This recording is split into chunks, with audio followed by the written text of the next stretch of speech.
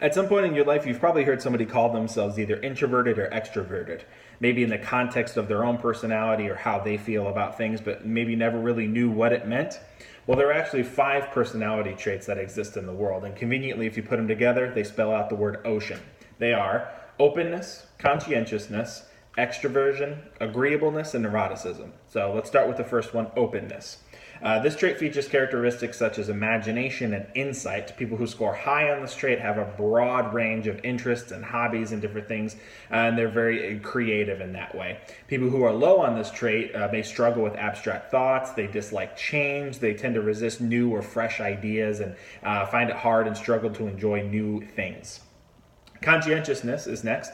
People who lean more into this trait have high levels of thoughtfulness as well and are very goal-directed individuals. High conscientious people tend to be organized and very mindful of details. They take extra time to prepare and focus on tasks very, very easily.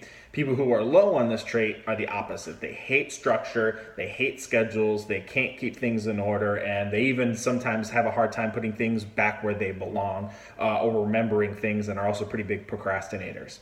After that, we have extroversion. This one I can say I personally scored the lowest on. This is defined simply as sociability. People who are high on extroversion are outgoing and tend to gain energy in social situations, while the opposite, introverts like me, tend to struggle in social situations like that.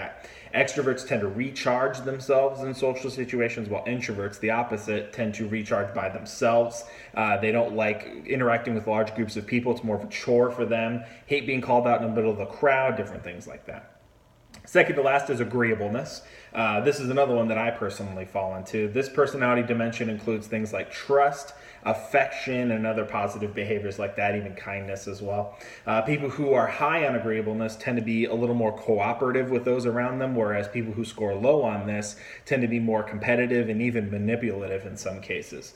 High scores tend to feel empathy and concern for others, while low scores take very little interest in others and the people around them and don't really care how other people feel. And finally, we have neuroticism. Neuroticism is the saddest one, personally. It's characterized by sadness, moodiness, emotional stability. People who score high on this trait tend to experience not only mood swings, but also anxiety and irritability as well. High scores tend to experience a lot of unwanted stress. They worry often and all these different things, while as low scores, again, are the opposite of that. They're very chill. They don't worry too much at all. They take everything as it comes and generally are more easygoing and relaxed. So, where do you fall?